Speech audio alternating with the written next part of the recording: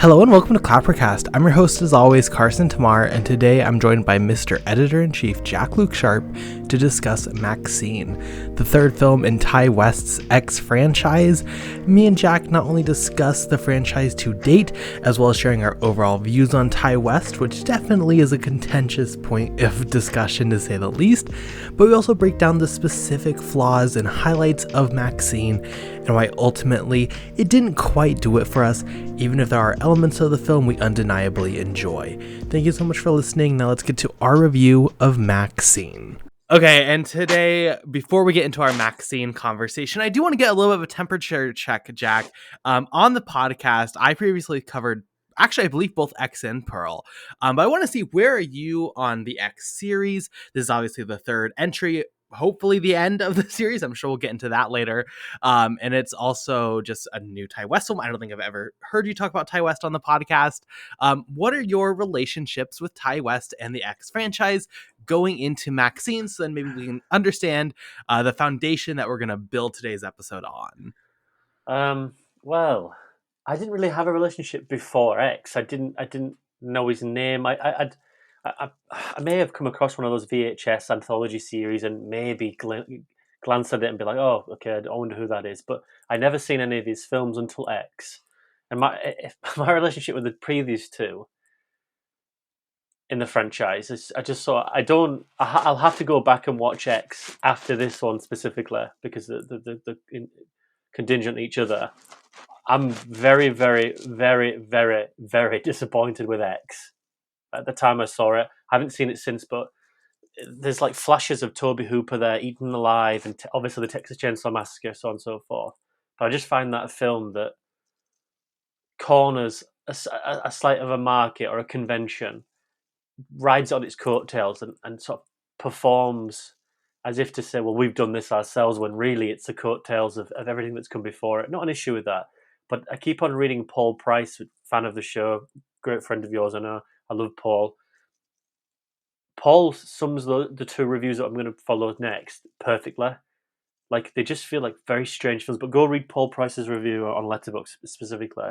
Pearl, I detest. Very much like X, I'm not a fan. I do appreciate Mia Goth's performance in it. That aside, I find Pearl redundant in the context of X because it takes the mysticism and the whole mystery and it creates like a lore and mythology to a character that, knowing why they do the things they do, just takes all the onus away from it, giving it a purpose. When I think if we hadn't had Pearl and we just had these two, I think the experience would be better for me. But Pearl, which is like the poster child of everything, I don't know if you agree, but it feels like that's the one that people like come to conclusion like, oh, Ti West is actually the real deal now. For me, I think it's the worst one. I know that Nick and you saw it at Venice, and Nick is like high strung on it. For me, it's a great central performance in a film I detest, and I find it very difficult to witness. I am going to go back to X after this, but for me, for Pearl's done. For Ti West, on very brief, like you said beforehand, as I mentioned, I haven't seen anything of his work bar this leading into this franchise. So I remember we were speaking about this last week, about going into this. So I thought I'll do a bit of my due diligence and I'll look at some of his filmography. So I started with the one you recommend, which the name escapes me, so I do apologize. The House the Devil Built, is that it? The House of the Devil, I believe. The House of the Devil. So I'm going to leave a lot more of this for the latter half because obviously these more recent. Interesting emulation of the 80s. Very interesting to see where things have come of living, breathing in the 80s with MaXXXine. So it was interesting because you mentioned quite conscious, like it's going to be interesting to see that. And I think it's very good to watch that before these two. I then watched The Innkeepers. I don't want to go into that right now because it'll just be a storm. But he wears the influences on his sleeve. It's like Ghostbusters meets The Shining. But it's literally just wears the homages. To me, they don't work as independents like this trilogy doesn't. And then I'm halfway through The Sacrament, and I might watch History of Violence. But depending on how this goes, to me, I don't know. With a budget, he seems to have got. He has an eye as a filmmaker. I think Paul. I'm going to quote Paul here because, like I said, the review favorably sort of was my idea of what the films were like. if that makes sense. But he said that I don't want to misquote Paul, but I think Paul said that he's a very good director, but not a very good filmmaker. And Yes. with this one we're going to talk about, I think it gets as close as the two possible of being good.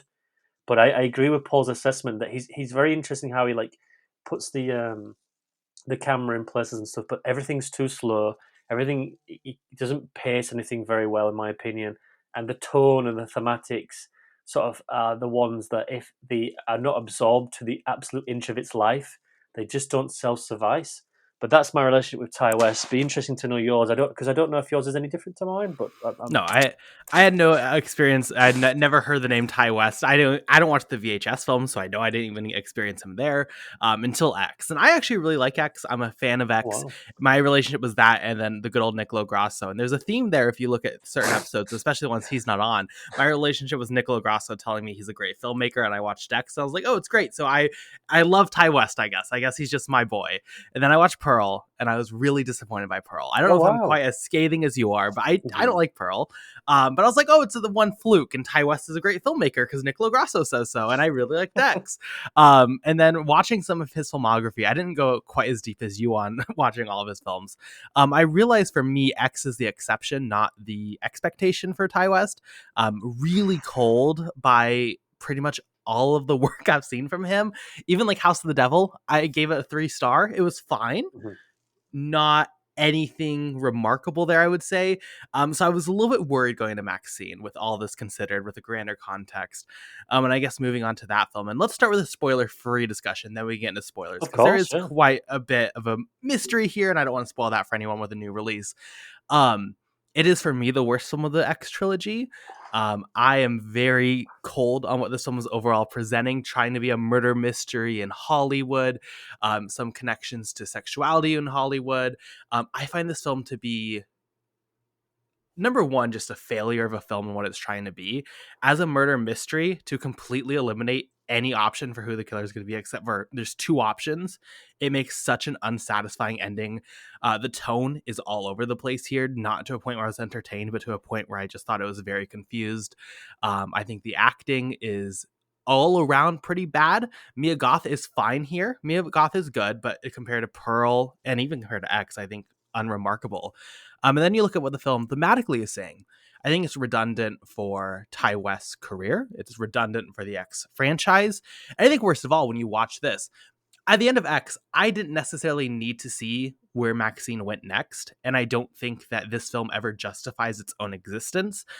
Pearl, at least, I had the argument of like, I understand that they rushed this through production, they rushed doing the screenplay, and there was no time to think, and they just got this out. So like, I get why. I am ultimately not really into that film, or I don't think it's that deep or that interesting compared to a lot of people. Like I see where in production this went wrong. Here, they had time to craft something worthwhile, and they just didn't, in my opinion.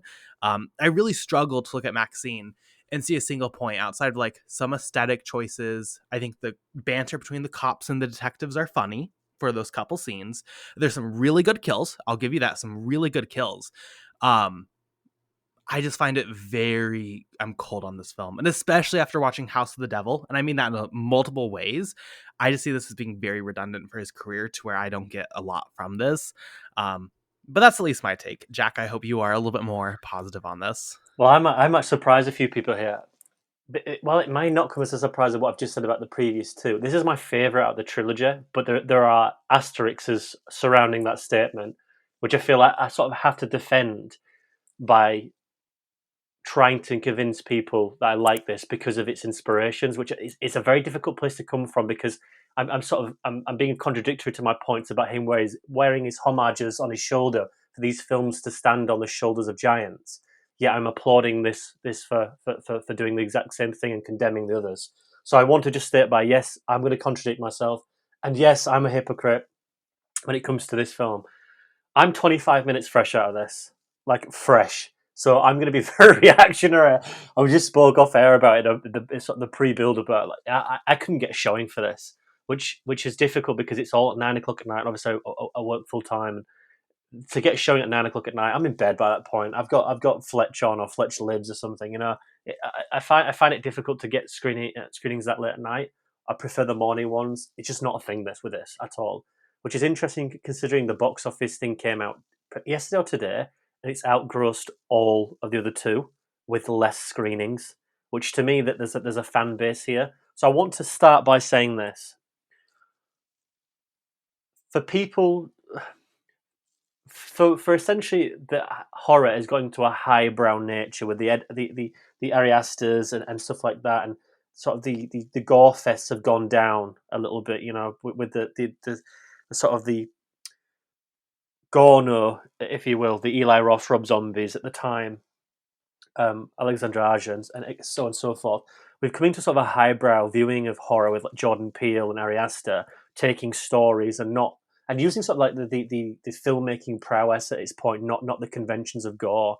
And for a long time, I think it's been relegated to the B movie or the streaming and the VOD, which is somewhat of a shame because I think horror is quite abstract in the way that it wants to showcase filmmaking prowess and filmmaking skill. Like I think the recent Halloween movies, what you'll say about them is what you will. They're at least a combination of trying to connect the two together. I feel like X and Pearl are a continuation of that style by trying to put them together. Now with this, it very much is the slasher, the 1980s horror movie of its time. I'm trying to invoke that. Now, I am an absolute pervert for Brian De Palma. I've mentioned this multiple times on Uncut Gems. We haven't really been able to talk about Brian De Palma on this side of the clapper because he doesn't really make films anymore. And the last one he did, Domino, we'll leave that in the we'll leave that in the cave where it was built. So it's difficult to get your I love Brian De Palma, but I'm a massive fan from it. I love De Palma. I love his early work. I love his 1970s work. I love his 80s work, and I even like his 90s commercial work. Massive fan. If any film was built for me to enjoy a Brian De Palma film that wasn't made by Brian De Palma, MaXXXine ticks all the boxes. And for 3/4 of its way, there are massive missteps. We'll get into it. I was hooked. I was like, this is what I want. I want the subverted George C. Scott hardcore Paul Schrader take by Brian De Palma. And I think I got it for about 3/4, if not half of it at least. And then slowly but surely, and we'll get into the spoiler talking like you said a little bit later, it devolves into something where it can't wrap itself up. Now it's an hour and 43 minutes in length, and it needs another 15 minutes to flesh everything out. 2 or 3 minutes here, there, and everywhere. Because there are character decisions, like you said yourself, where it's like I'm questioning why that's made. Aside from let's stop here, we need to move on. But by doing that, the flow and the pacing becomes very strange. The character arcs and depth feel choppy. Mia Goth is doing something very different here to Pearl and very different to X. It's trying to follow on from X with the likes of having to deal with certain things and in a world which is like, is she owning her body? Is she owning her sexuality? Or is it the medium itself that's owning her? Which is like forgotten about very quickly into the film, maybe 25 minutes in. The gore was superb at times. Narrative, again, we'll get to it. I think we'll probably leave that for the end a little bit. There are two people, I agree. One that's evidently so clear when they're first shown because there's a visual identification of something. Whereas, like, that's so on the nose. Like, I hope it is that, but then it obviously goes back for the arc to try and frame this into this poetic, poignant arc, which to me just fell on its arse. There's good imagery here. There's a bits of a director who knows what he's doing with the camera. Again, like we've said with Pearl and X, there's a competent director behind it, and there's a voice here that wants to really get into the video nasties and the 1980s and the satanic stuff and the more the cultist thing of Hollywood, and the things about that are always interesting, but they're never gripping. I found. Did you? I know. Sorry, I don't mean to cut myself up there, but I just never found it gripping. I never found like it to be utterly insatiable to sort of get into this world. I thought it was very interesting. The homages this wears, like the other two, are so on the nose. It's actually unbelievable. Like to a point where you could probably rip frames out of this with costume design and iconography, and I don't think you would be able to tell if this was in Dress to Kill, Blowout, or this. I just wish this was a bit more reframed narratively. I thought I agree with you. The narrative here, the mystery, there isn't any. it's just watching someone go day by day and other things happen, and we don't get this feeling of it emerging out of something and it being thrilling or tense. I never felt that this person was ever in any trouble because we'd seen what we'd seen beforehand, and it's pretty much mentioned in the first 20 minutes, which I thought was a fucking hell of a wake up call with a certain sequence, which I thought was terrific. I was like, oh wow, like it knows its audience and it's going there, and it's not going to regulate its character, and it's definitely not going to regulate its horror. But I think from that moment forward, you prop up a character that we know can look after herself. So what comes next has to be horrifying. And I think iconography, it leads you at bay for a while until the reveals. And to me, it just wasn't sufficient enough with the emotive core that I think you were also expecting for it to count. Because otherwise, that ending should be utterly devastating within the lore of the canons like that. But for me, it just fell a little bit flat. Soundtrack was okay, but ultimately, I was left with a more prosperous thought of like, oh, I'd like to watch this again. There's one character in here who stood leave, and it's Lily Collins. I'm going to say this very briefly because it won't mean much to you, but it really fucking pissed me off, and you might have to believe that I do apologise. She's doing a North Yorkshire accent here, right? And I just want to say I'm from West Yorkshire, and it's not as it's not as there's no sort of a war or there's no rivalry between the Yorkshire districts. But if that's a northern accent, right? Then yeah, honestly, I must be from Mars because it was appalling, and it was such an inconsequential role that just sort of took me out of the film, knowing I had a sort of personal interest in it. It was the most annoying, if anything. I think from that moment on, I got swabbed out of it. But I'm generally interested from your point of view because obviously we come from two different angles here. I think you're more prosperous on Pearl. I've seen a lot more of his filmography. I'll say this just before I move on to you. This is the best film he's made. I think you could probably give it to Pearl in thematic and tone. Visually, I think this nails the idea of what he wants to do. I think X is probably on par with I want Toby Hooper and I want to do Eaten Alive, I want to do Texas Chainsaw Massacre, I want to screen this to my cast, we want to make that. And I think he nails it. If that's what he wanted to do, that's what he wants to do. This is Brian De Palma. We're going to get unearthed a Brian De Palma film with MaXXXine in. Yep, you did it. We've achieved it. So I'll say this, to get bums on seats and to make a good profit and make another film, which I think he's reportedly going to do in this universe, all power to him. I think my screening was dead, but I've heard that a lot of people are going to go see it. It was like the most awkward screening, honestly. It was like 10 to 4. I was like, what is going on there? But I just want to be positive because I know we're going to go to someone's nihilism in a second.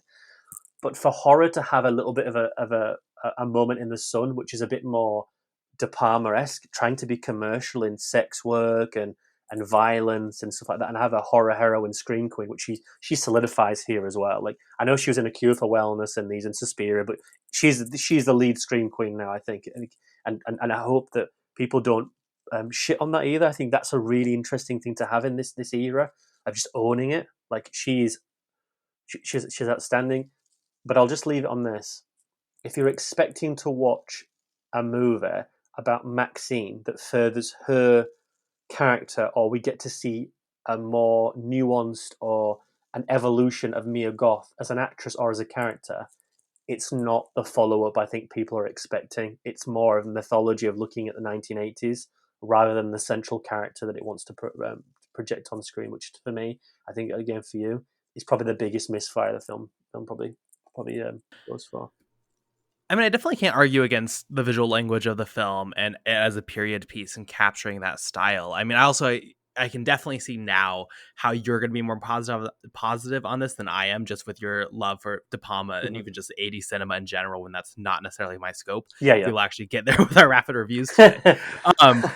But I think the issue for me is that I struggle to find any compelling voice saying anything of real substance, even with that, as you mentioned, even like the sex work, the conversation on owning body, owning sexuality on screen, that goes away just so quickly. And even for the bit it's there, it's present, but it just doesn't feel like the film for me had anything of substance to say with that. Similar to how I don't think, again, we'll get to the mystery in that, what this means for my Goth's character, I don't think has a worthwhile substance.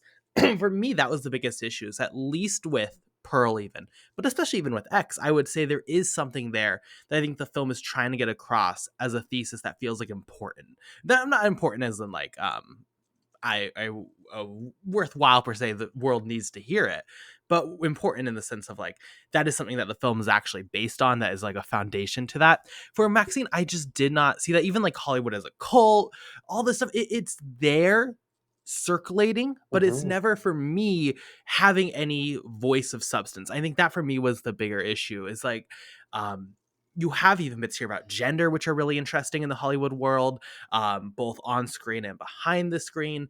Did that really lead to much? You have a lot here on what is MaXXXine's moral obligation to helping these women who are getting killed because there is the serial killer.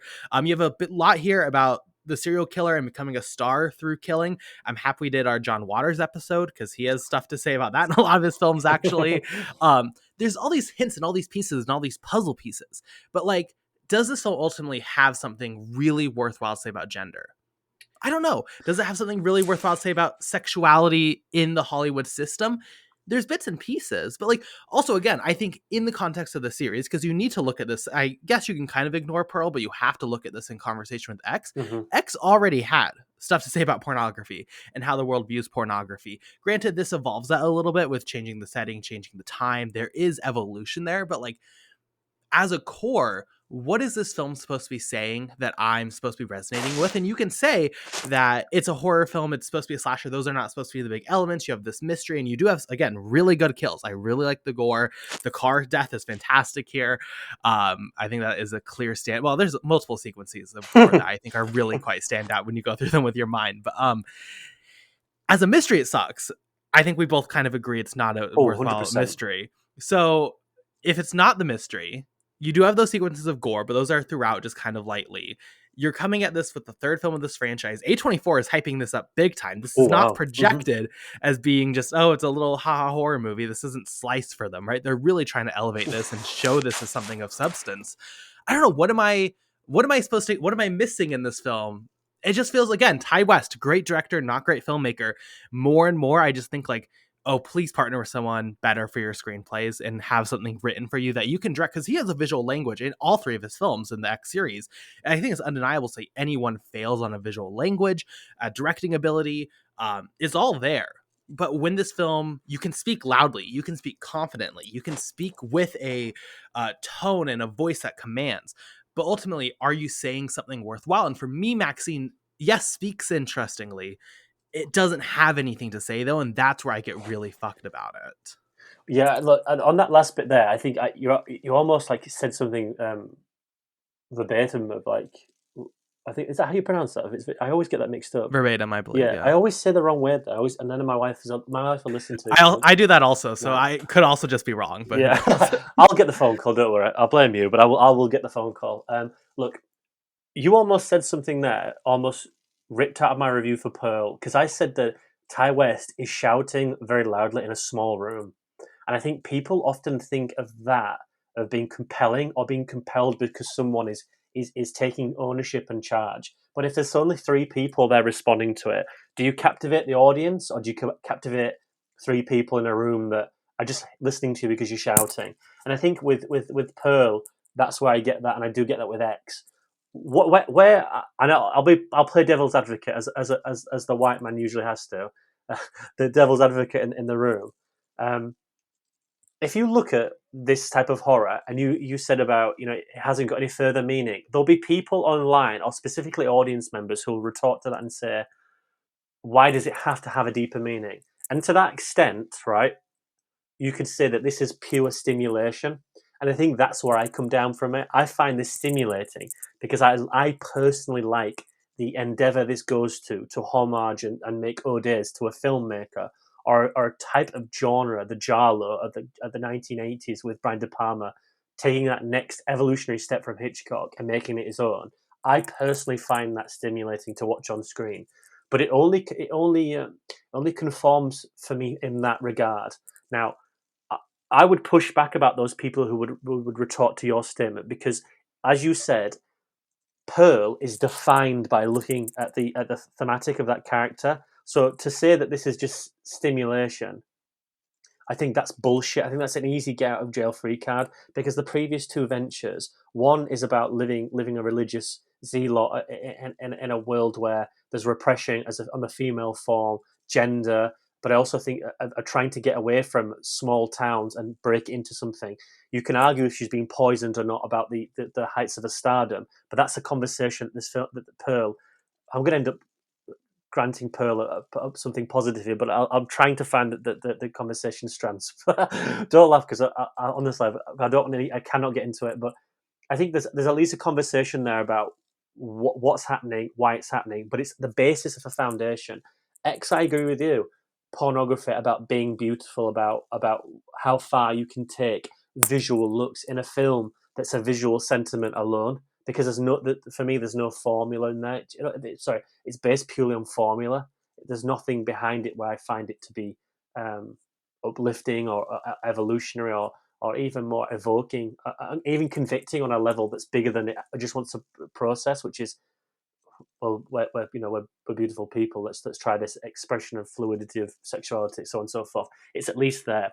This, in the first 20 minutes, gives up, and it is tragically so, because there are mountains here about two sex worker friends that she has. One played by Halsey in her debut, by the way, which she has like 12 seconds of screen time, but she's quite good in it. She's quite charming. And then the other actress, I forget her name, but there's a conversation about it could be you. What's happening in this story? It could be you next, and it's interesting because the parallel there of MaXXXine wanting to be someone and that being taken away. It's like, do those two mesh very well? Not really. She doesn't really care about the scenario surrounding her, which is interesting, because you would have thought that anything invading her space, which ultimately you could probably argue is the climactic pull where the film takes its next step. But it just wants to play with that a lot. And again, it feels like you're watching a very flat, uninterested, and unemotional character that we're trying to watch like an arc from, and it doesn't move. I don't think we get from an arc from point A to point B here at all. There's no difference that she goes from when we first meet MaXXXine in this film to when we last see her. It's just a trajectory that she's on, but there's no arc. She doesn't go up and down or find solace or find something else. She's never questioned. She never questions herself. She never, and maybe that's built into the narrative of the character of being on that trajectory and nothing will get around her. But that's not very cinematic. It's not very narrative friendly and trying to make going against convention and playing with it and giving some suspense and terror. It almost sacrifices itself narratively, even on a genre level, of not wanting to give Mia Goth's character MaXXXine a two-dimensional character, which to me I find perplexing. In that, in order, because they've written a character a certain way, they will not derail from that, and ultimately the picture will have to pick up the pace. But this just cannot. It just doesn't have the muscle to do it. It has no depth. It has no thematic. It has no weight. Yes, there's the Richard Ramirez Night Stalkers in the background. You have the sin of the 1980s. We're talking about pornography versus religion, Paul Schrader and hardcore. We've seen this, and we've seen it done a lot better. But there's no thematic weight to this compared to the others. There's no one prospering off something happens, and there's no one who is damned from what's happening. Nobody really faces any conclusion, or there's nothing in the wake of, well, if we don't do this, this will happen. It's maybe played once at a character, but it doesn't feel connected. It just feels random, with a certain killing from a character, and another one that happens towards the end as well, where it just feels like, why did you have to do that? That just feels like you're going for the broad stroke, and there's no nuance. And I think that's what it comes down to me, Carson. There's just a feature with no nuance whatsoever, which for me, in a Brian De Palma film, when you've got a drill going through someone and he's underneath underneath the floor, and you can see this phallic imagery going in. She's sexually expressive, this woman. Like there's something to that, regardless if it's not brought up again. There's something to it. Here, it's like we're doing. I find that Ty West is a very reactionary filmmaker. I genuinely believe that Ty West watched the end of Halloween Ends and was like, I'd like to do that in my film. I'd like to do something like that with gore and a set piece. And it's built like that in a reactionary horror director who isn't taking the onus of his own screenplay and his own character. He's bringing everything else in. But doing that is you obscure the objective to follow MaXXXine. So I agree with you. Him going with his own screenplays is a detriment to him as a filmmaker. I know that's horrible to say because he's a filmmaker. He's making millions of dollars doing this, so all well to him. But these films ultimately flounder because of those elements of him not allowing himself to add in something that might be a curveball, or adding something that's left field, or adding something that's substantiatory to this character of derailing her, knocking her away. You know, why do we have to go to the Bates Hotel twice? We see it once. It's quite a gripping, compelling notion of, you know, the demons, even in the film, she can't escape from. I quite like that tone. But then we have to do like this semi-set piece 25 minutes later with Kevin Bacon that's utterly atrociously done, you know, because we've got to be compelled to go, well, that's Back to the Future. You know, I just find there's a lot here where he's trying to throw everything in and be like, but this is my Hollywood. This is my Once Upon a Time in Hollywood. But, you know, unlike Tarantino, which I've got my own issues with, at least he self-explores these characters, not in an ego sense, but where these characters will develop. And they might be shitty people, they might do shitty things, but it's in the nature of the screenplay that's engaging with itself. This is, I'm going to get Maxine from here to here, and she's not going to change the direction. She's going to go one straight path. So let's just have everything around her go crazy. And that to me sort of, and that's where I'll throw it to you. That to me ultimately encompasses the whole film in itself. Pure stimulation. Nothing is going on underneath. And if you like that, which I did, I think you'll find some solace in it.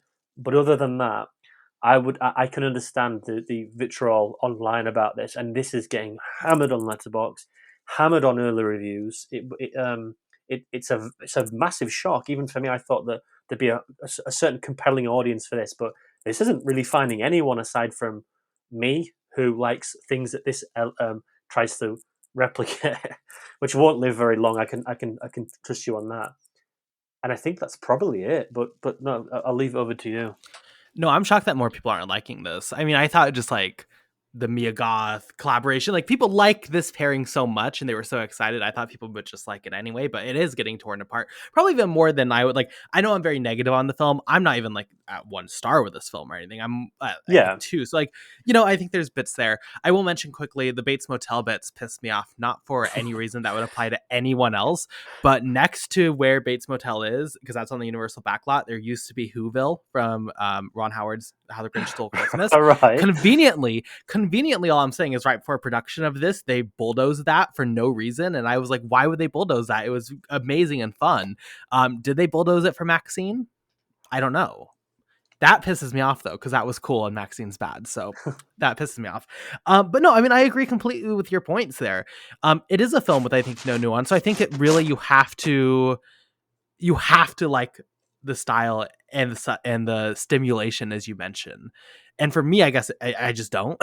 So yeah. valid. But I don't know. I guess maybe we can transition into some spoiler talk, because we have been bouncing around, because a large part of this film is the mystery, the murder mystery. There's a serial killer, the Night Stalker, playing into obviously the serial killer hype of the 1980s and 90s, which is very well documented with true crime now.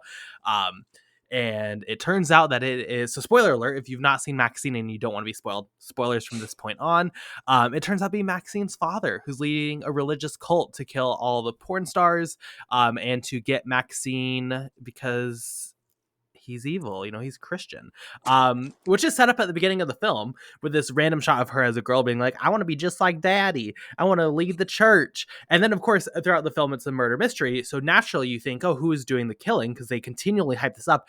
They show the killer dressed in, you know, leather gloves, you can't see who it is. They're hyping up this identity so much. Who is the Night Stalker? We know it's someone from MaXXXine's past because they are getting tapes from Texas from the events of X, and that's traumatizing her. So you think about who it could be. And they really make no effort even to create another person that it can be. You're just like, well, you had that random shot about daddy and there's no other masculine characters. You could go a twist and there's probably two characters that kind of could be, even though neither one really makes any logical sense. So you're like, oh, it's probably him, and then it's him. And it turns just really campy at the end for some reason, when this is all pretty like gritty. I mean, there is camp elements, but you go to the mansion that is right under the Hollywood sign. The cult is there. It's very intense, but also very silly in a lot of ways. I found just very campy, I guess is how I describe it. And then you get like the 1980s like shootout conclusion, and then she kills her father, and it's supposed to be like the sad scene, but it didn't really feel that. It was weirdly toned. Again, the tone, especially in this third act, really for me just started going all over the place, where I don't know if I'm supposed to be on the edge of my seat. I don't know if I'm supposed to be like audibly laughing at these lines and these people. It doesn't really make a lot of sense. Also, if you watch The House of the Devil, there's some narrative parallels there that I found to be a little frustrating to watch afterwards and say like, oh, he did this a decade ago. Okay. And ultimately, did that add anything to my thoughts on Maxine's character? Was that an arc that like needed to be addressed in her character? I would say no. So for me, I would just say this is like a disastrous element, and it is like we can talk around it. That is the main plot of the film. That's what we keep going back to over and over again. I don't know, for me, it was probably the least interesting part, and it sucks because it was the biggest part of the film. But I don't know, what were your thoughts on it? Oh, I wouldn't disagree with anything you just said there. There's a lot to unpack here, but yeah, it is it's the largest inception here of narrative or of material that leads to something that's very anticlimactic and very restricted in tone and thematic. It goes for a set piece in the Hollywood Hills, which is not very well done. If it was by a director with a bit more substance, in the black, where you've got the trees and the foliage on the Hollywood Hills, there's not even attempts at showing gunfire, so we can't tell where these people are. It just feels all very lacking, and there's a lot of build up to get to this moment, and it just stops and starts and stops and starts, and it feels like the only time to have these kills is to just remind the audience there's actually a third party out there, because even then there feels no tension, there's no weight here, because instead of cutting back and forth to of Maxine perhaps witnessing certain things in this film or seeing certain things like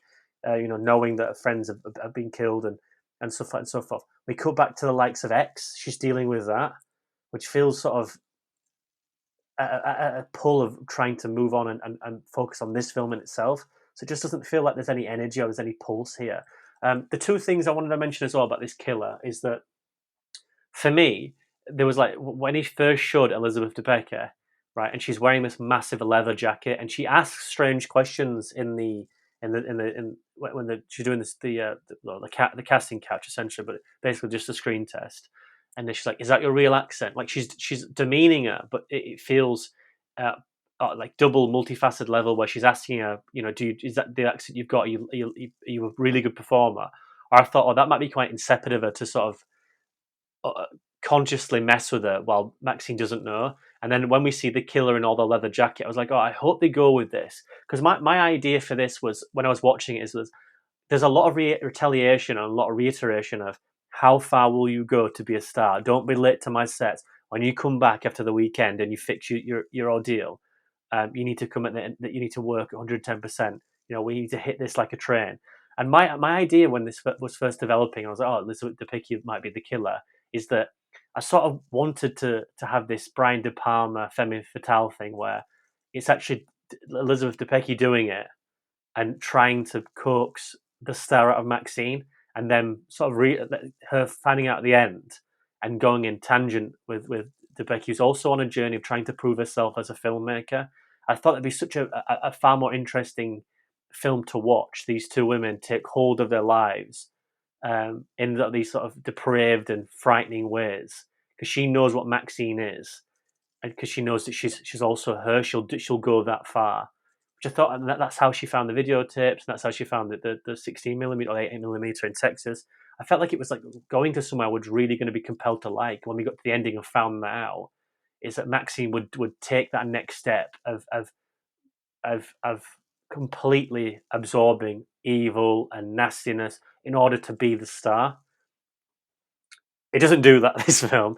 It decides to then bring a third party by bookending her father at the beginning, which you then just know, well, if he's not in this at all, there's no reason for Ty West to have any nuance of not putting it in without coming back. And it just doesn't make any sense. It unravels itself to a point where it generally makes this a far more difficult film to like, because like you said, he's like a cultist now, so he's exactly the same thing he's taking away, which is like the irony of him being this religious zealot, which again is supposedly meant to be ironic substance when really there's no depth to it. He's killing these girls for no real reason aside from them being sex workers, but then they're conveniently Maxine's friends. He then kills a roommate, or not roommate, but the guy who's also really good in this film as well. The guy who runs a video store for no real reason at all, because that's not the operandi of his cult either, which I thought was very strange. And then he goes after the lead in the film, but she's nothing to do with sex work. She's just a horror star. And I started just watching. It was like, that's the point of the whole ideal of him being he's being contradictory and he's a hypocrite. Okay, but at least make it more compelling. And like you said, you get to this ending, and it's like we lead up to the Chinatown, don't we? We get all the way up to it's like the hat. Yeah. We go all the way to the end. What are we going to find? It's like Under the Silver Lake. You get to the point where the Elvis, well, the legitimate, let's say the musician, but you get to a point where you get all this exposition, and yes, it's anticlimactic, but it leaves something quite devastating with you. Even with Andrew Garfield, we move on to the next thing to find out the mystery to get to the end of it. But at least we've got character depth there, and we've got world building on a level that sort of shatters the initial things we've just seen, but then also gives us finality with its ending. This doesn't do the same thing. It takes us up these stairs up to the Hollywood Hills, and nobody's there, which I thought was convenient. We get through this door and we see the image on screen. I'm like, oh, okay, maybe it will be Elizabeth Debicki. And then we get someone who looks like Stephen Burkoff, who's an old actor we interviewed on Clapper a few years ago. I just thought, like, who the fuck is that? Like, I'm watching it, and this is the big central reveal, isn't it? Like, this is the whole thing we've been working towards, and I have no idea who it is. So we're on the back burner already. Then we've got to have verbal exposition to tell us who it is. So I'm like, now I have to force myself to care because I don't. Because I don't care about what's happened to Maxine beforehand, because it just hasn't been compelling writing or a narrative. I'm just sort of sitting there thinking, okay. And then you find out, like, I know I'm just telling the plot here, but I think it's important to go where we're going forward. The essential idea is that he's going to make he's going to make his own film. It's just like, I just sat there and I just thought, I can't believe that for an hour and 20 minutes you've absorbed me and you've really got the homages for me personally. And I'm actually really interested to see where this landing is going to go. And we're ending it at a swimming pool with people in white hoods who are all had children who run away, which is really interesting to talk about, but it's never given any prowess for him to that he's going to he's going to exercise her for him to make his own movie. Where has that come from? And then again, like you said, you've got the narrative of the two cops, which I thought were bumbling idiots. That just took away. Like, he wants to be an actor as well. Like, oh, tongue in cheek, very funny. Let's not have it every fucking time he speaks, and it has to be the same reiteration. And then we get the full ending. Like, oh, they're making a film about her. I'm like, what? Then we cut back, and I thought that was the best part of the film when she's like, "Say it with me, Dada," and she shoots him, and then we get the fucking squib. I was like, yes, but where has everything else been? And again, I go back to it. There are moments here where I'm on board, and there are vast amounts of this where I'm like, what has happened here? Where are we going? It's honestly, when I got out of it, I didn't look at your review because I was like, because I know that you come from a different angle than I did with Pearl, and I thought I was liking this, and I was like, no one else is. I don't know if Carson's going to, but maybe he will do. And I come out of it driving home, blasting music because I can't think about that film anymore, and this is so disappointing on a level where there are so many strands of just something interesting and something compelling to be put on screen, and we're doing a foot chase through with Kevin Bacon, and why is her manager, Giancarlo Esposito, who's excellent at everything, and her friend killing him, and they don't even ask who this person is? Like, why would you ask who are you working for? But she just crushes him, and then she decides that she's never even going to bother and go to the hills anyway. I'm just thinking, what narrative decision is that? Like, what character? Why would she make that decision? Honestly, some of it is dumbfounding here. Like, absolutely. But again, is the whole point of us to go that far? Is it just stimulation? It's completely idiotic. But even like it, not just with narrative, but even the craft. Because if you listen to your description of the end and you're like at home thinking like, oh, that'd be actually kind of thrilling though to see Mm-hmm. at least what would happen with her character. Don't worry, they telegraph that the cops have been following her, so there's no tension. You know they're gonna save the day. Yes, There's nothing there. You know exactly how that's gonna play out. Plays out exactly how you think. Throughout the entire film, it is almost comedic how many times someone's like, I'm going to the party in the hills, and then they get killed, and then they act like that's a big reveal in the third act. Like everything is so telegraphed so clearly that there isn't tension. There isn't really a lot here. I think Elizabeth Debicki would be a fantastic killer, like for agreed. multiple reasons. I thought that was like, oh, this could be really good. And then it was either her or the manager were the options other than the dad. Yeah, The yeah. manager made zero sense. But at least I was like, well, the manager, at least that's why like that kill happened and it was weird and like you didn't ask questions because you don't want the answers. I don't know, something there. Mm-hmm. Not there. Debicki was not the killer, just was this figure, I guess. Okay, fine. It doesn't, again, the third act, I think, in craft and narrative, it's just awful, and that is the film. It just and there's so much. Again, there are pieces here of richness. I just wish this. It's just wild to compare this, even like in talking about fame and talking about crime and sex and like, I don't know, and not to be like, I don't know. John Waters created Female Trouble, and I think that film we talked about, I believe, on the Mm-hmm. podcast here, does such a beautiful job putting that together in a thesis. And this film fails. And I think again, even if you want stimulant, it's so awfully crafted this third act even as stimulant. Like I don't know how you're thrilled by this. I don't know how you're engaged by this. I don't know how it feels worthwhile with the film you've been watching. Like I just don't. I don't see any value in it, and I think that's the frustrating part. So I Yeah, don't know. I agree with you. yeah, and it rides, and let's be quite honest, 80% on the coattails of the homages as well. It really does ride on the stimulation. It's not just a factor that I'm feeding it. It really does hide on that. There is very little visual atmosphere. There's not very an aesthetic aside from its opening, which I think it does a very good job of like opening the curtains essentially in a very different form. She just stares at the camera and delivers this monologue. I'm, oh, fucking like we're here. Like, I'm not gonna like this. We get the Debicki thing with the leather, and then she cuts back and we get the ZZ Top. She goes back to the porn studio, and I quite like that idea, the thematic of trying to be something and having to go back and saying that, but it was like from that moment onwards, where she opens the door for the camera to go through. I was like, oh, I'm just out of this. Like you're very much trying to give a simulated feeling of cinematic, operatic. Like we just open the doors, and I know this is very like tongue in cheek here, but I think it adds a lot to Ty West as a creative. But the doors just open and we go through. Like someone's getting fucked. Like 2 seconds later, we can hear the noise. Like and like why are we not shutting those doors behind us? Like it feels very strange. Like it feels very much operatic and faux atmosphere. And like you said, like she has this feeling of someone following her. I mean, it's Kevin Bacon, and then she just gets out and like she quite in the comedic moment it is. She starts punch him in the face like she's fearless. But if I find that she's fearless to that, why would I be compelled that this ultimate third party is going to create an hindrance? At no point here, especially that the opening with the it looks like the Buster Keaton thing, but I didn't know if it was Sal Dali as well. But the Buster Keaton thing where she literally stomps his testicles off.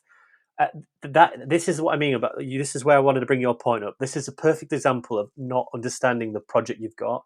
That is a brilliant scene on the surface. It's fun, it's hysterical, it's immersive, if it's engaging because it's horrifying, it's grotesque, and what it does is it builds Maxine up to a point that you cannot tear her down from again because she's indestructible. She knows the streets, she knows the game, and because they build her so high up, it has no way to take her down. And as an audience, it never ever takes past that point of us expecting, or at least um, seeing her fear be penetrated by the outside world. That to me is a filmmaker who has no idea about the thematic of his work and is only going for pure visual aesthetic and pure stimulation. I know we keep on saying that word, but that very much defines what this feature is. And from that moment forward, for me personally, and other people might be compelled otherwise, nothing was going to touch MaXXXine. Now you can work with that, and you can work it into this really strong, fucking fiery young woman who is turning 33, who sees that her life is not going the direction she wants. She's going to grab everything. She's almost there. I like that, but then it brings in a third party that does not hit the heights. Now, there are two sequences I really like here. The one where she's doing the peep show, which I think adds to her character, that she likes doing this for the extra money, but then she's also getting the extra money because she knows that this is that because of the pearl analogy about um, uh, attractiveness fades as well. It leads back into there quite nicely, and we get the peep show. And we get these leather. I love the sounds of the leather gloves tightening, the BDSM type of stuff with that as well, the latex stuff. I think it adds so much more character and texture to this film, and how it tightens up is gripping and it tears it off. And I like that. I like the Brian De Palma thing where this urge is so controllable, but it gives this inclination that it's a sexual desire. And it could have been interesting with the father, but more so Debicki. That's why I thought it would work well, is that she's not angry because it's a sexualization. She's angry because she still sees this girl who wants to be this star going back and doing this degrading thing. Like, you want to be an actress, be the actress. That's why I was like compelled with it. When you get to that last quarter and you look back, the total context of it changes for a weaker interest, a weaker immersion, a weaker conviction. And ultimately, this is a feature where, granted, if I think I'd have done the screening yesterday, I'd probably give this a lot lower of a score. And I'm probably going to watch Murder Le Monde, the Brian De Palma lost film from 1969, probably tonight or tomorrow. And I'm going to wait for this because I've got a backlog of reviews anyway, and probably may have another look at this, because I think this is probably a lot worse than I think it is at the moment, because it's ticked a lot of surface boxes for me. But like you said yourself, I just cannot believe there's nothing of substance here whatsoever. And it's the sin of the 1980s, 1985, I think it is. It's 6 years after of X. There's so much material to go for. There's so much to talk about, and it has montages about building the world that we never get to see. She's getting chased by someone on the lot of the Universal Studios lot, but it's shot for absolute shit. There's no tension. There's no atmosphere. It's so poor. She's followed in a car. No atmosphere. Not whatsoever. I never found the score to be compelling either. These are attributes of a film like Body Double, where it uses that Italian type of score. Even Bernard Herrmann and Sisters. Like, there's just nothing here worthy of looking at a film here and be like, oh, dissecting it, and this is a reason why. I just don't think it's so undercut by that. But I'll say this and then hand it over to you. I think finally people are going to look at this and realize that Ty West is all big ideas, very little execution. Now, I don't know the person, and I really don't want to shit on someone as a filmmaker who's there. He's made it. He's making films at the fucking box office. And I think he's bringing horror back on a pedestal that should be seen. So I don't want it to come across like it's being two-faced. But in the same token, I think we're finally seeing a director who can't go for those bigger conviction, those ideas. He very much is, what you see is what you get. And he disguises that with a visual aesthetic or a homage of other properties that ultimately people eat up, like I have, and then don't want to go underneath the surface. If you like a cheeseburger, right, and it tastes good, you don't want to know where it came from. You don't want to know that the worker doesn't wash his hands, and so on and so forth. It's a strange analogy, but bear with me. I think that we don't want to see where the meat is being grinded, if I'm getting the point across. And with this type of film, if you break it down like you do with Pearl and you do with X, and I have to say this as well, if you do it with The Innkeepers, Sacrament, they're all very much narrow-minded, one-note features on horror that take way too much interest in themselves to get to a certain point, and then realize before long what you've watched is just absolute nonsensical, but naive bore. I think it's probably the time now where, if I was Ty West, I'd probably just cut my losses with MaXXXine, and it's done the 3, move on, because I don't know where you could go with this either. It sort of sets it up for something and doesn't. But I'm a big believer in that. You don't really want to be found out, and I think this is a film that really does showcase the negatives of this type of director. Can he move on? I'm sorry, there's going to be a 4th one, and apparently it's going to be a prequel to MaXXXine's character, like before X as a child, I guess, or something. What are we doing? Well, like, I am so ready, and I don't like Ty West as a filmmaker now that I've seen his filmography, but like, I am so ready to get out of this timeline, get out of these characters. There's nothing left I need from Hmm. them. And we're doing, like, in my opinion, probably the most uninteresting angle. I mean, that's not officially confirmed, but that's what everyone is saying. What are we doing if that's true? What are we doing? I don't know. No, I agree. Like it's been it's actually quite sad to see because there's this sort of there's a massive effort with this film to project something, and it's so lacking in everything behind that message, tone, um, cinematic flair. It's so lacking, but yet at the same time, it's been rinsed beyond belief to get every inch and drop out of this. And the marketing campaign's done very well. The trailers have done very well. Mia Goth might have the best publicist working right now because there's two elements of her private life that are not in the press. One's a husband, one's something what happened on set, which we probably won't get into, but you can Google it yourselves. But I think it's interesting to know that there's very much a bandwagon of making this a success, and a lot of people wanting this to be very, very good.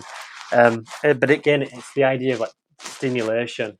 You know, you were going to give people what they want, and we're going to do it in this really cool time. But at what sacrifice? I don't really like X or Pearl, as I've said beforehand. Anyway, and I'm not a massive fan of Ty West. I don't think Ty West has got a fan base like Brian De Palma, but this is one of those type of films where you look at and you think, what was the point? And I agree with you. It's like what's the thesis here? What's the film trying to suggest? Is it that you know you can't escape the past? Is it that this person's trajectory, she's always going to make it no matter what, so we'll throw everything at you? What is the thesis here? What is the idea? Because with X, which is just a straight laced horror movie, it was never going to meant to be this. I don't believe that in a fucking month of Sundays. No way was this meant to be a trilogy.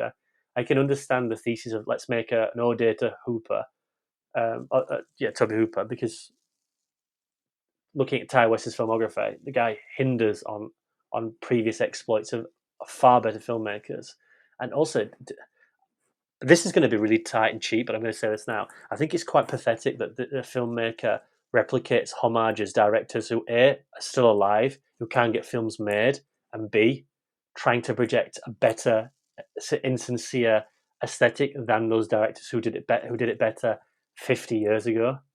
Like you're telling me, like the Dress to Kill, or even Body Double, like seriously, please, like, just go see the greats. And there's nothing wrong with homaging, like with Tarantino, but at least make it your own. I don't know Ty West as filmography hand on heart. I've seen what I've seen, but I don't see one specific thing that ranges through aside from a director who likes the 1970s and 80s horror, who wants to replicate movies that he likes, but you've got to at least make that a boisterous in its own voice and its own lineage in its own right, or B, make it better. And nothing is like The Sacrament is like this documentary, handheld documentary about the Jonestown massacre in its own way. And we all know, like I'm half an hour in, I know where it's going to end because it defines itself as that. So what am I left? The first hour being compelling notion of two idiots working for Vice Media talking absolute shit, and it's just nothing's compelling. And then when you look at the Innkeepers, it desperately wants to do The Shining, desperately wants to have this camaraderie like Ghostbusters, and fails on both. So what are you left with? Once you take the homages away from the likes of MaXXXine, you're left with the characters in themselves. They're boring. They're absolutely boring. Mia Goth is boring in this as a character. MaXXXine, she's absolutely boring. She doesn't do anything. She has no character. She has no. Yeah, she isn't a No, character. she's not. She's never entertaining. She doesn't do anything that's compelling. We never really get to see her act. She never has that big moment. She is a third party in her own film against a backlot of nothingness. And to me, like for this film to be, releasing in the cinema now, to get past the screenplay phase is it's But we're bonkers. seeing that more and more with A24, who I Yes. believe financed the film. Like, I think we're starting to see this trend of these filmmakers. And granted, again, Ty West, should have good grace. He's made, whether we like him or not, very successful films. Pearl is something A24 advertises hugely. They have a new film coming. I forget what's called, The Hectic or something. But like Pearl is the one where they're like the studio that brought you Pearl. They love that film. So like I don't disagree that Ty West maybe should have some pull, but we're seeing this with a ton of A24 filmmakers who work within that system, who will give them 5 films of their career, that they just get more and more freedom. And maybe at some point there should be questions about the screenplay, about the purpose of these films, about certain elements of them. I think it's a weird conversation to have, I guess, because obviously with art, you want to be the artist, has total freedom. Like that's the very like nice take. There are times where you can have someone who pushes back a little bit to the artist, and that blends, that creates something good. I don't know. I just feel like with Ty West, if he's left to his own devices, I think more and more, and he just feels more and more comfortable with like freedom to do whatever he wants. I think the returns for me are getting lesser and lesser. I don't know. I just feel like you're seeing that with a lot of A24 directors. Yeah, I mean, like we said, it's both on X and Twitter. It's a cult. There's a cult mentality. It has been ever since. I remember when Slice was coming out with Chance the Rapper. It's like, oh my god, it's like it literally just bombed. No one ever saw it. I did. It was horrific. But people sort of saw Chance the Rapper about a ghost story as a pizzeria, and like people jump on it because it has this abstract tagline or synopsis, but the conviction is so far from it. And this feels exactly the same. In that there's an abstract here on paper. MaXXXine finds herself in the Sin City of Hollywood in 1985, stalked by serial killers and the past. You're like, oh shit! But the conviction is so far from it, and I think it comes from partly a studio base that's greenlighting things for monetary issues now, because they're going to go for big IP now because they want the Friday the 13th thing, don't they? And I don't know if they've got the Halloween. I don't know what happened with that, but they wanted a big IP, didn't they? They're going to go into AI that's coming up, so they're definitely trying to go for the cut the losses, quantity over quality now, which is going to be its own damnation, its own right. So we can't wait to see that. There were a few trailers right before this, and I think we should mention this. So there's 4 trailers before this. There was Trap, which is M. Night Shyamalan, who's self-financed that fucker anyway. I know that for a fact. So I've got nothing to say about that against that film, because if that self is going to make his own twists and turns, and we're apologists anyway for that, so I'm not going to, you can see behind. To be clear, there's, I believe, Yeah, 2 Glass posters behind you. But you've got to take another person for that ticket for Glass because people walked out, and I never forgive those people for that. There was in a Violent Nature, which I know is hit VOD, but it comes out here August the 1st, which to me is like, why? But the trailer looks really good, but it wasn't the R-rated trailer, which I thought was like, why would you not advertise it? But it's a visual aesthetic that takes a very similar type of story, very much like Trap, which was described as Silence of the Lambs meets Taylor Swift concert.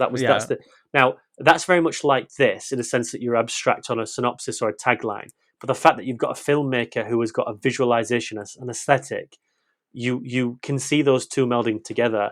In A Violent Nature, what if it was following Jason Voorhees 24 hours, and we saw his perspective on the kills?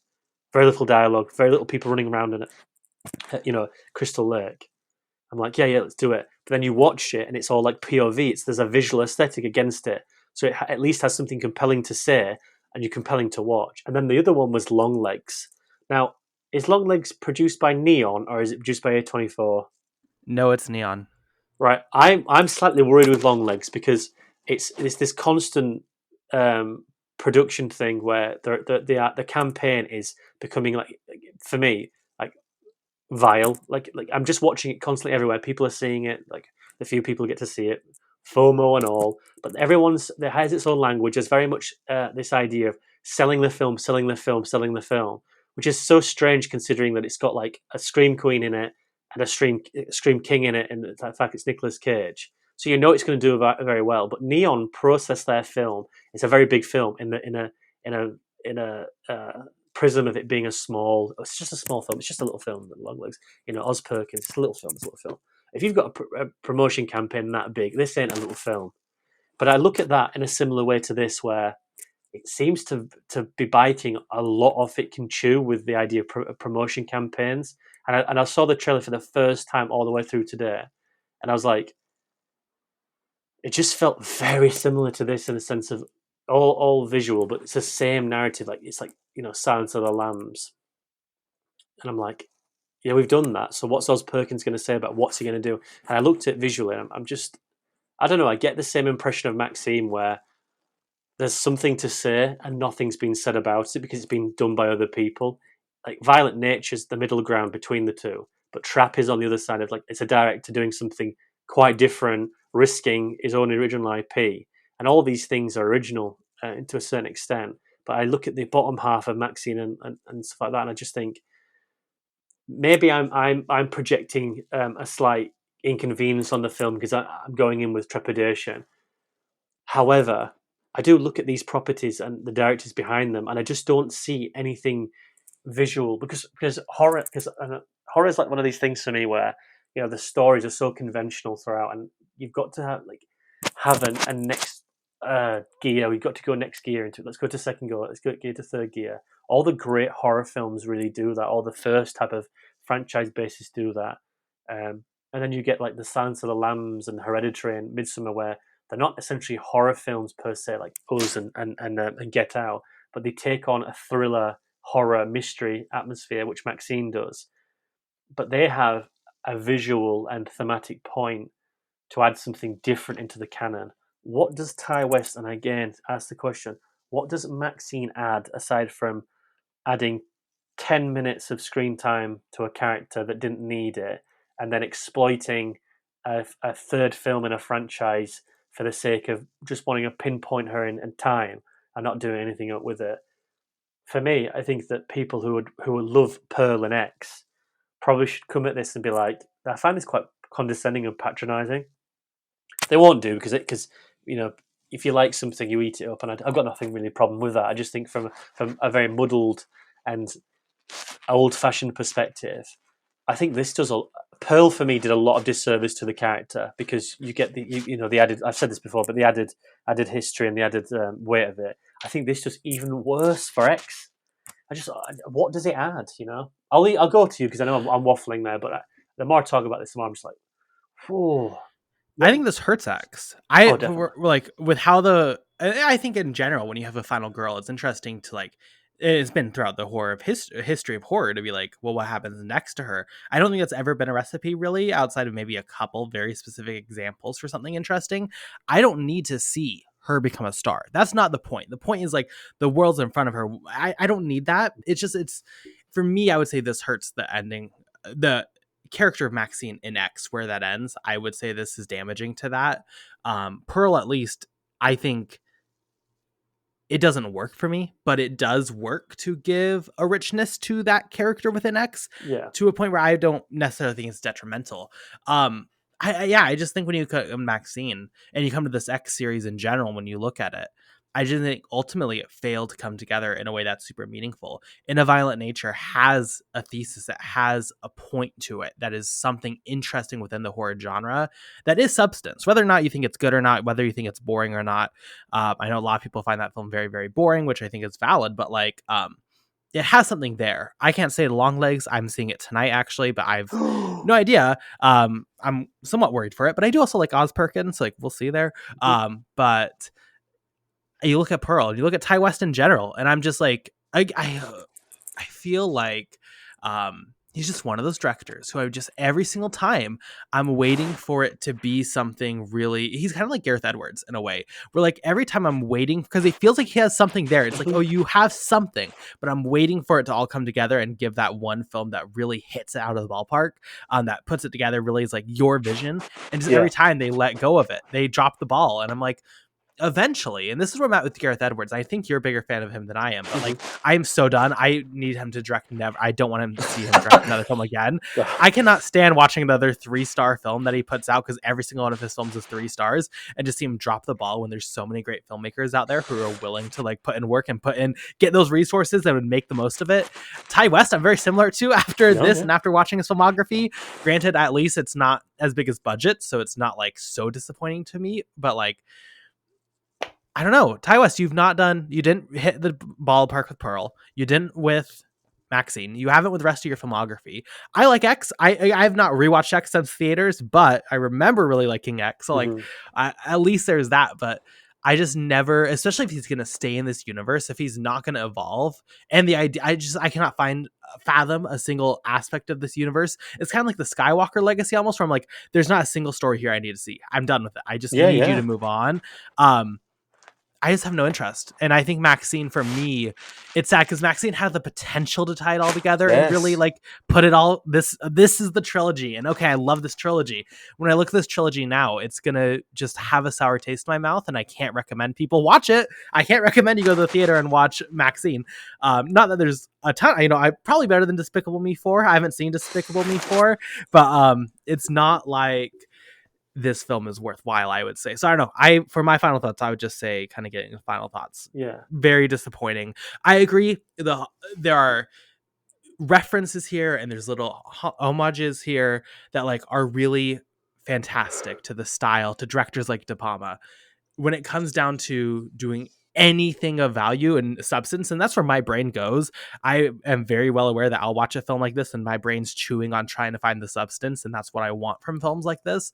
Not that I can't just have dumb fun with films, but like when this film was projected the way it's been projected also in this trilogy that wants to claim it has something to say, I don't know, there's just nothing here for me. So that's sad. Yeah, I mean, I will echo most of those statements. I also agree that I think watching a filmmaker from like 2014 work trying to emulate the 1980s, and then watching this like 10 years later, there's a visual progression in the fact that like it looks better, but there's nothing else that to me has evolved. There's no, and maybe his comfort with that is that he finds that easy to replicate and that's something he likes to do. Then all power to him. But I think at this point now, I was expecting a lot more. I mean, a lot more, especially with the content of this franchise.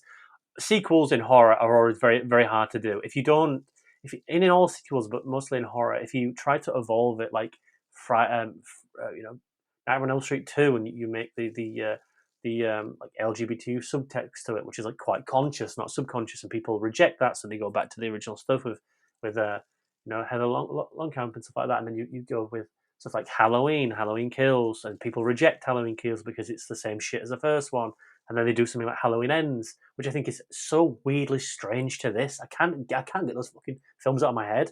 This and Halloween Ends to me is so similar in that for 3/4 of the film, I'm there. You're doing something different. I like it because you're echoing other things and it's doing something a bit different to the mythology and the lore, but you're also creating your own stuff. And then you get to the final act and they have to appease either the audience before it or try to make it make sense. And it doesn't. And it's the same way that it both fail. Weirdly, both those films are in tangent, just failing on its third act.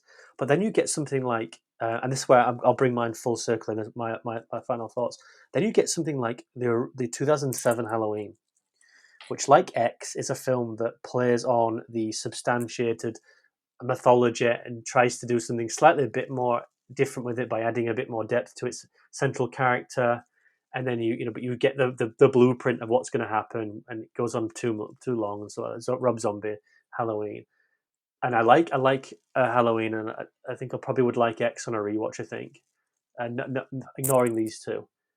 But then you get Halloween 2 by Rob Zombie, which I think we spoke about on the podcast on Gems years ago. Uncut Gems, yeah. I adore that sequel. One, because it gives you the first 20 minutes of a freak out, thinking you're going to get something like Halloween 2 and 81 by Rick Rosenthal. You ain't getting that. You're getting what I want to give you. And after that becomes what people think self-annihilation for the film. But I think it's actually a wonderfully interesting subverted expectations of a piece of an already substantiated legend within horror. Like he detaches what Michael Myers is, never really puts the mask on, looks at trauma, looks at terror, and just completely changes from the first film. Shot 185.1. It sounds and looks completely different. And then I look at Rob Zombie in general, where he makes essentially the same films like 31, Lords of Salem, and House of a Thousand Corpses and Devil's Rejects.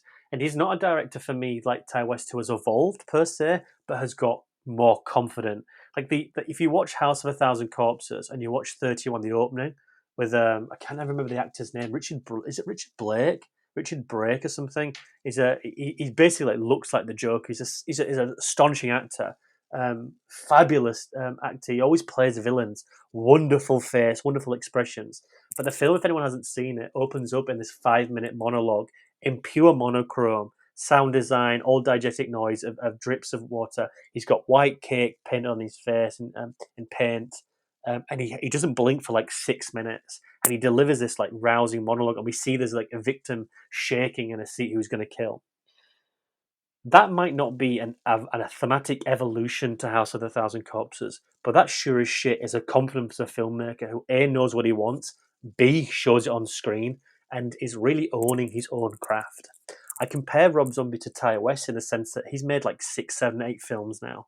He's been part of the mythology of his own trilogy, like what Rob Zombie was with the House of the Thousand Corpses to Devil's Rejects and then Three from Hell. He's done that. He's also made other merits in horror, VHS and Sacrament, History of Violence. He's gone outside of the horror genre, which I need to see compared to these now. I think that's what I'll watch after I've done after Sacrament. But I don't see in a 10-year gap the evolution of a filmmaker of confidence and craft in Ty West than I would A, expect, and B, probably demand of a filmmaker who's now going into Hollywood, who's probably going to get scripts now of big vehicles. Thank fuck that Mike Flanagan's going to take the Exorcist thing, because I swear to God, there was a moment in this world where that would have been announced and I would have been done. We would have had Hurricane Bill reanimate, and I swear that he would have come down because it feels like Ty West now has the world at his feet, which I think is both a dangerous proposition and a really applauding one. You know, I'm not here to. I don't think either of us would not want him to progress. He's really at the heights now. What he does next will be very interesting. He has to go pick something, do something commercial again, and then go whatever he wants to do after that. I cut my losses with MaXXXine and go make another independent movie. But again, I haven't seen in the state of 3 films a confidence. I will go watch. We'll go back and watch X sometime and reevaluate my proposition. For me, Pearl is one and done. I think it's a disaster. And just a final bit on MaXXXine is a feature that caught me with its stimulated aesthetic and thematic on Brian De Palma. And then when it wants to become a Ty West movie, it slowly and surely shuts down and disengages and disembarks planet Earth. It just falls apart, it crumbles like sand in your hands when you pour water on it. It's this horrible feeling where you've had something and you can meld it into anything you want, and then it just disperses, which is such a bleak and a metaphor, but it's so Damn. but it's so accurate. It Yeah. has everything going for it. Really does it. Honestly, I know I don't want to speak for you here, but I feel like if I may, we don't hate this. I think I'm just so frustrated. I think like you are. This had so much potential. I need to reiterate this. I'm so disappointed with this because it had me for at least 80 minutes. It had me in its palm like putter, like Play-Doh. I loved it. I loved what I was saying, and then it goes its own way, as Fleetwood Mac once said, and it shits the bed. And A simple rewrite. yes, Could have literally made this at least 3.5, right? Like at least better. I don't know about like amazing because you do have to work on some of the definitely. character work deeper, but just a simple rewrite and like cut the opening bookend, change the mystery to Becky, for example, as one example. Like it's all there, and that's why this is frustrating. Like, not to just echo your point, but like this is not Exorcist Believer, where I'm sitting here like this is trash, like worthless. It hurts more, and this is why like I get angry with Gareth Edwards, for example, is because it's there. It's so close. It is possible, and then you didn't reach that, and that's what sucks. I can't. I don't. I think this is where we probably come to the end because I don't think we can echo that. I'm not. I don't find. I'm not trying to be disparaging to a filmmaker because I think what he's put out is all very much 3-star stuff because it just hinders too much on its self-sufficing of homage and its inclination of wanting to replicate something that's been done better than standing on its own 2 feet. This had the opportunity. I felt, especially after Pearl, that it really could have been like shit. This is like a Ty West movie now. And for 80 minutes, I'm just sat there thinking, oh my god, like this, he's making a fucking Brian De Palma movie in like 2024. Like the only thing that came close to it was Knife and Heart with Vanessa Paradis, and that was like atrociously done at the end. Like 3 people were in my screening. including me. 2 of them walked out. Like, it was bad. This, people walked out as well, I must admit. 2 people came in, watched 50 minutes of it, and then just walked. I don't know if they were skipping theatres or whatever, but if that's a product of the end product, I don't know. But no, I walked out of this just majorly gutted.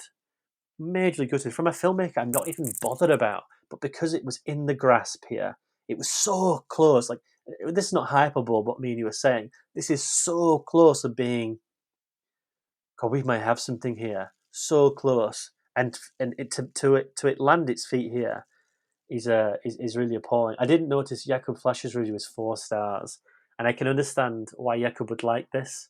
I'd love to have a chat with Jakob about it, with the De Palma stuff, but he loves trash. He loves David Ayer, tax collector trash, and I think that's weirdly similar to this as well. I found that it's Yeah. big ideas, poor conviction, iconography, has something to say, but never says it. You know? Well, the thing about Jakob is he loves cinema, right? And he like that's a good thing. But when he sees films, and I've done this with him on so many podcasts, and it's so funny. I've never met someone who will say why they love a film and it'll make me be like, oh, actually, I hate it more. With all love, I love Jakob. Listen, Uncut No, he Gems. loves you as well. But there will be films where if there's an homage or there is a reference, he will look at that and he'll love that and he'll be like, that's why it's good, and that will propel it up for him. So I am not shocked at all. He watched MaXXXine. I guarantee if he was on this podcast, he would say, but it's De Palma and it's so good and it's all this stuff. And that would be enough for him, which is so valid. Again, not trying to shout on his opinion. Yeah. For me, I'm like, oh, so then it's actually empty because it's just that, and that's the only reason you can give. Well, that's where I'm at. That's what happens. Yeah, that's where I'm at as well. I feel more sort of hoodwinked in the fact that for 80 minutes he had me. Now, I don't know how many people that's going to work on outside of the De Palma thing, because I think it's quite grotesque, it's quite risque. You could argue that there's a conversation there on a masculine director meets feminine artist, and you can talk about putting certain people through the ringer, because that's why I didn't like Pearl as well. I think Mia Goth puts everything into a flat film, and she's going through a lot of shit with that character. Whereas this is very much more platonic. But you could probably argue that the sensibility here is slightly like, there's a conversation to be had. I don't think it's required for this conversation here, but there's a topic in hand there. But like, outside the De Palma thing, who is this working for? Because all the MaXXXine fans that who watched X and Pearl are like rejecting this as well. So yes, it'll make some money, but I think there'll be a reality check in the long run of like, we didn't have anything here. It's definitely ironically, my car was running on fumes. Went to go see this, and this fucking film is running on fumes as well. Fumes of a franchise that was not meant to be a franchise, I feel, and I think you can probably tell by the justification of this. But that prequel to a sequel to a prequel thing is just, why do I need to see that? Why do I need to go back into this franchise? And what's so compelling about this character? What's so compelling about MaXXXine centrally that this film didn't get across? What did he miss here that he wants to go back and say? Because there's nothing here.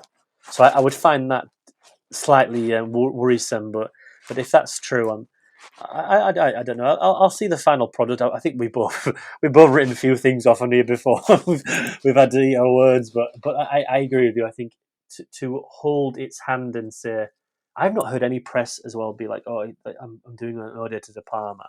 I think De Palma would watch this and go, oh, that's disappointing. I think even the big boys watching this, like Brian De Palma, would watch this in New York or probably in France as well, where he's probably living part time, and be like, I did this in like 1981, and then I did it again in 1989, and I did it again in the 90s, and I did it again in the early 2000s, and I can't get a film made, but he can.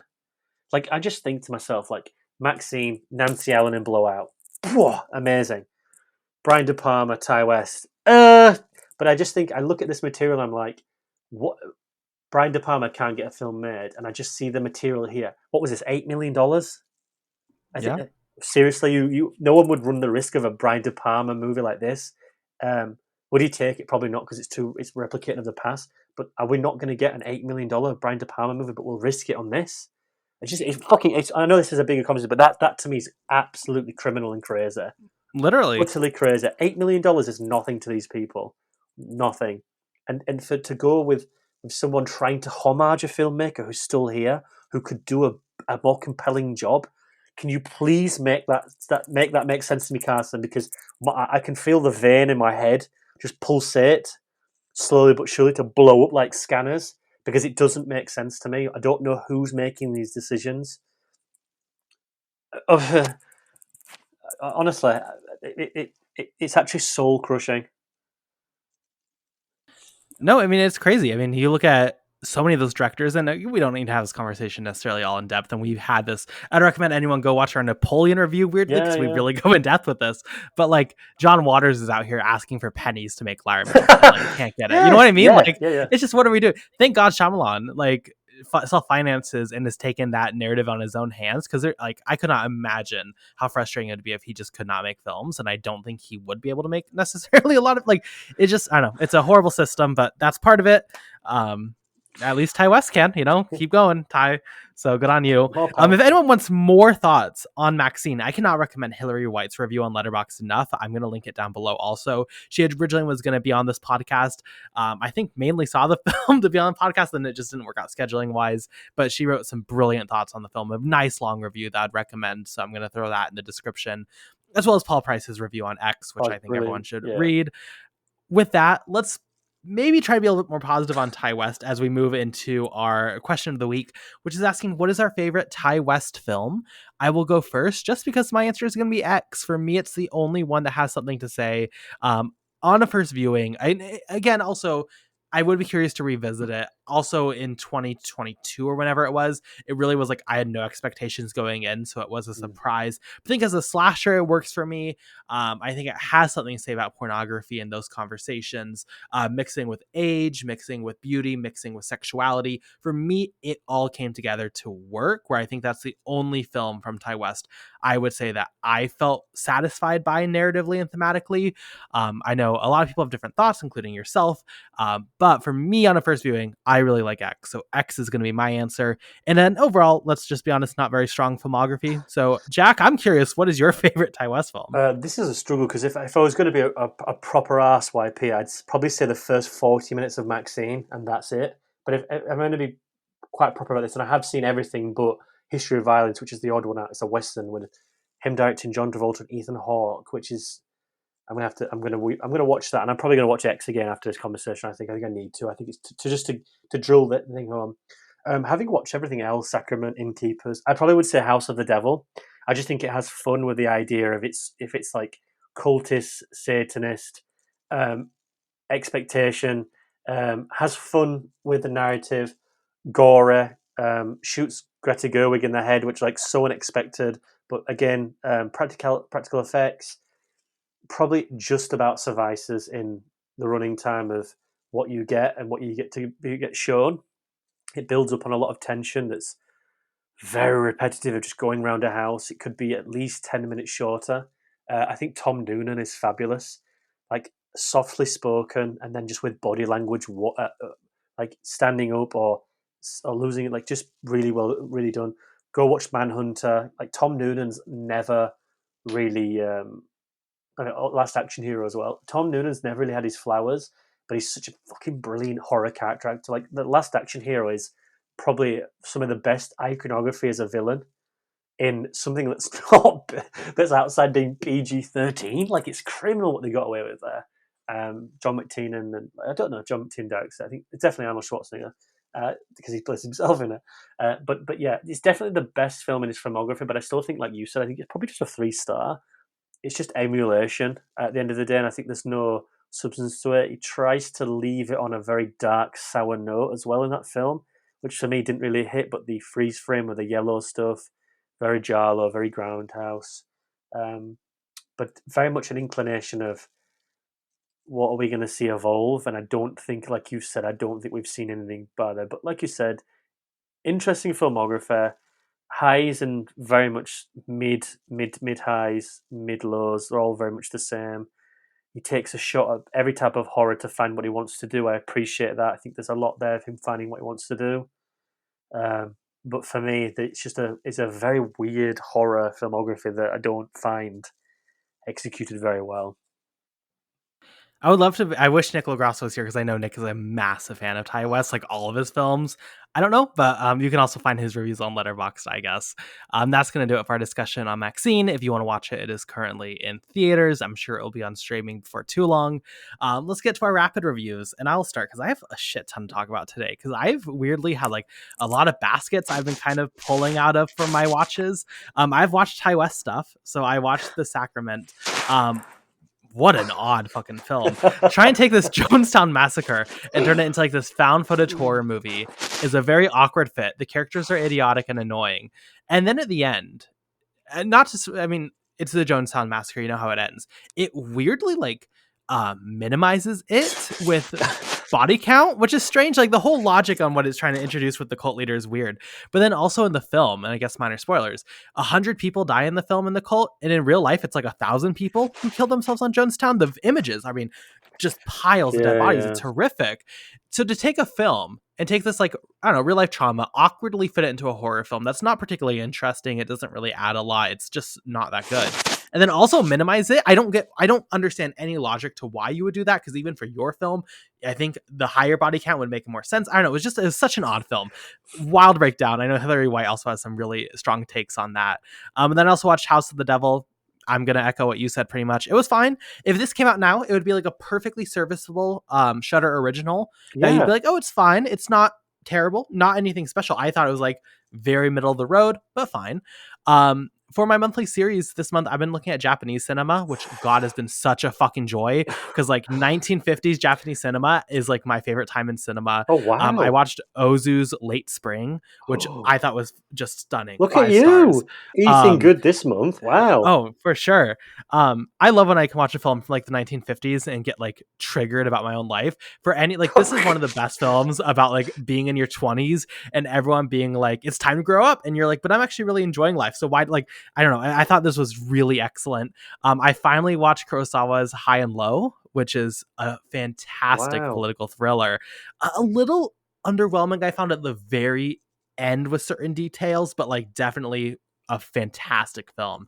And then also I watched from 1941 Hiroshi's Shimizu's Ornamental Hairpin, which I thought was a lovely little film about like all these people who meet at this bathhouse. They all get on each other's nerves, but they also then like all become friends, and they all start to grow to enjoy each other.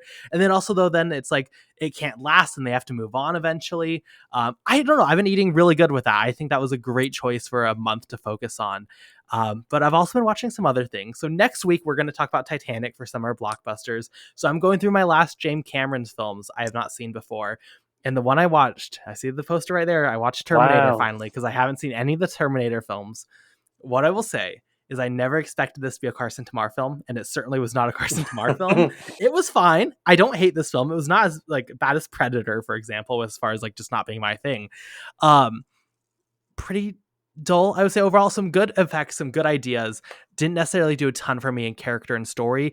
I'm interested to see with T2, because I've heard that one's better, and I'm gonna watch the entire probably franchise this month. So Jesus. I know there's some iffy ones there, but I see your poster, so we'll see. But well, that's brave, to be fair, to go through all six. So that is brave. Well, if I'm going to watch every single Rocky film, I'm certainly going to just get through all the Terminator films. So we'll see. But for the first one, I thought it was fine. It was not for me, but it was not terrible to get through. Before Deadpool and Wolverine, watching that film will make me want to be a dead man. I'm rewatching all the X-Men films, because it's been years and I saw them all once. And I've watched the first one again. I thought it was good. Kind of, again, middle of the road, to be honest, but I know X2 I really enjoyed. I even remember enjoying the third one, so like we'll see how the series goes, but I'm hyping up for Deadpool and Wolverine, as well as next month for our summer blockbuster series, or I don't know if it's next month, in the next 2 months.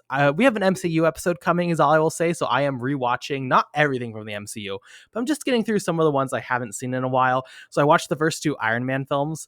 The first one, really strong. I really like the first Iron Man. Iron Man 2 is like such a downgrade, and it's like, it's not terrible, but it's definitely, I would never watch it personally, but I do like that first one a lot.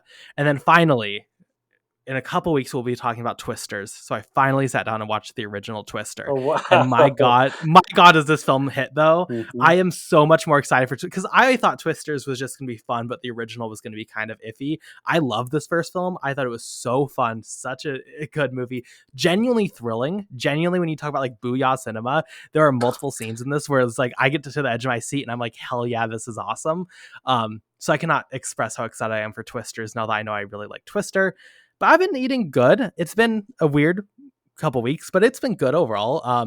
Jack, what have you seen recently? I haven't seen a great deal this one because I've been at work, so screenings I've tried to attend, like the bike riders and stuff like that. I couldn't get any time to see it, so I've just been watching stuff when I've been working away. And there's going to be some highs and there's going to be some quite big lows here, but I'm going to explain myself. So in prep for Beverly Hills 4, Axel Foley, whatever it's called, I thought I'd watch Beverly Hills Cop 3, um, which is directed by John Landis. And if anyone has like read my Twilight Zone review, I actually hate this person like with every fiber of my being. I don't really get angry about certain things. Like I know we joke and tongue in cheek about films on here, but that's one of those instances where like I find um, to be utterly repelled and repulsed by a filmmaker and a person, which the two are try to separate. This is not the case. Well, that man is absolutely abysmal, abhorrent behaviour throughout his filmography, and the film in itself really pisses me off because it's so sort of like there's something quite good in it by the fact that you see an older Axel Foley, less tongue in cheek, but the screenplay around it is just not very funny. But obviously, I can get for the darker side of it, a more mature base of it. But it's so repetitive. It's set at a theme park, and we're at the theme park. He does one thing, he goes back, we do another thing again. We go back, we do another thing again, repeating ourselves.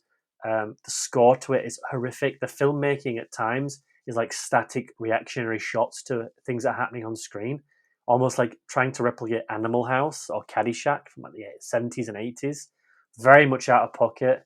But one thing that and it's going to upset a few people here, but I'm going to have to speak very, very carefully how I say it because I don't know about libel laws. But there's a sequence in Beverly Hills Cop 3 where, and I cannot believe I'm having to say this, and this is actually real. There are two children on an amusement park ride that get into trouble in the fact that it starts to break down and they almost die. And he has the gall to write a scene or direct a scene where his hero actually saves them. And I just thought, like, you insipid piece of shit.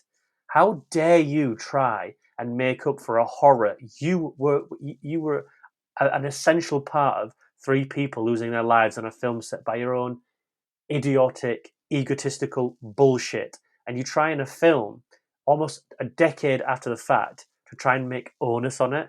And I was like, do you know what? I need to see this filmography because there's a lot I haven't seen in it. But I also went on a Chevy Chase dive, which unfortunately came back at this. So I watched Fletch, which I really liked with Chevy Chase. I'll get back to John Landis, don't you worry. But Fletch is really good fun. Chevy Chase is like the arsehole version of Bill Murray because Bill Murray does profound poignancy with like comedic intent. Chevy Chase is just is an absolute prick on as he makes his characters, but they're really fun. I think Tarantino wants to like he doesn't evolve, is it? He's a prick from the start, prick from the end, and it works as that character because he's so entitled and fun. Like you don't want him to have an arc. You just want him to sort of say these one-liners. And Fletcher's really good fun. But I wanted to go watch Spies Like Us as well with Dan Aykroyd, which I thought was fun. I always thought I'd seen it, but it was good fun to watch. Dan Aykroyd's really good. Him and Chevy Chase have got really good back and forth. And just to end on the John Landis thing, now I watched Three Amigos with Chevy Chase, Steve Martin, because I like Steve Martin and Martin Short. And to where this brings full circle is I was reading about the film, and Chevy Chase, as anyone who's read behind the scenes of Community or behaviour in general, it's not particularly upstand progressive type of human being. I think anyone who would watch these films would be honest up front and say that. And on the set of Three Amigos, obviously John Landis is like I think 3 years after the fact gone in to make after Twilight Zone made this. He's having an argument with all three of them in the trailer. I know this is someone said this on Twitter because they were the PA on set, and they're all arguing with each other in a joke way. And John Landis came on and started like demanding people like not look into his eyes, and he was speaking to like PAs like shit and the sound department like shit. And he goes into the trailer to talk to all three of them. And says, "I need this from you and you today." And he goes, "Cheddar, I need you to be on your A game because you're lacking out of the three." And Chevy Chase responded was like, "Yeah, have a nice day. Don't try killing anyone on set." And he just like walked out of set. And I was like, it probably takes an arsehole to confront another arsehole. And I always quite liked the fact that he wasn't scared to do that. And Eddie Murphy has said in the press multiple times, like when after John Landis about it, and not to make this about John Landis, but I just think when you talk about film like we are today and people being in really privileged places and someone to take advantage of that, I'm not going to let that die on a whim. That being said, taking advantage of the place you are, I watched this, Horizon at the cinema, me and 5 other people who were in their 70s. 3 hours of a saga that's going to be done in another 9 hours. I was compelled, utterly compelled, loved it. Not brilliant, not the masterpiece I think people are saying, because like Dead Reckoning and features before it, part ones are always very difficult to do. This feels self-sufficed in a way that you can watch it as is. He does add a slight montage crawl at the end about chapter 2 and 3 about what we're going to see, which felt very television produced, which I think was probably the antithesis of what he wanted to achieve. It was like to be continued, but he adds it in like footage, as in like, oh, this is going to happen next. But it was very difficult to separate from what we were actually watching. If that had happened, I'm still not too sure. So I hope not. But go watch it. I think for to be self-financed by Kevin Costner, he's not even in the film very much. He's in 10 minutes. It takes a whole lineage of different characters in a mass-produced vehicle, 3 different sets of settings, multiple different characters with different arcs. Everything is compelling. There is terrific iconography here. There are terrific sequence of scene blocking, especially when a certain character played by Jamie Bower Campbell, who's in Twilight and is in Stranger Things, him and Kim Costner are walking up a hill to something, and they're just talking, but one of them is very quiet, which is Costner, and the other one's talking too much. And how it's crafted into getting each one to say something as they're all going to the same place. We know they're gonna hit each other at one point, not literally, but they're gonna come to it in contact. Fabulously constructed. And I said, I watched Beverly Hills Cop Axel F. Good legacy sequel. I thought it was fun. I thought Joseph Gordon-Levitt was good. Action was like really bombastic. They steal a helicopter in that film, and yet nobody seems to like get in trouble for anything. Which I suppose let's not be too nasty about the film. But it was fun. It was fun compared to 3. After that piece of shit was left in my taste buds. I watched some Ty West like you did. I think you said everything I need to say about that. I watched The Innkeepers though, which is the worst film he's done. A horror feature, found footage in a hotel that's supposedly haunted. Looks and sounds like it was shot on a Lifetime production. Very minuscule, which you would think would probably work with them being 2 very amateur sleuthed ghost story detectives.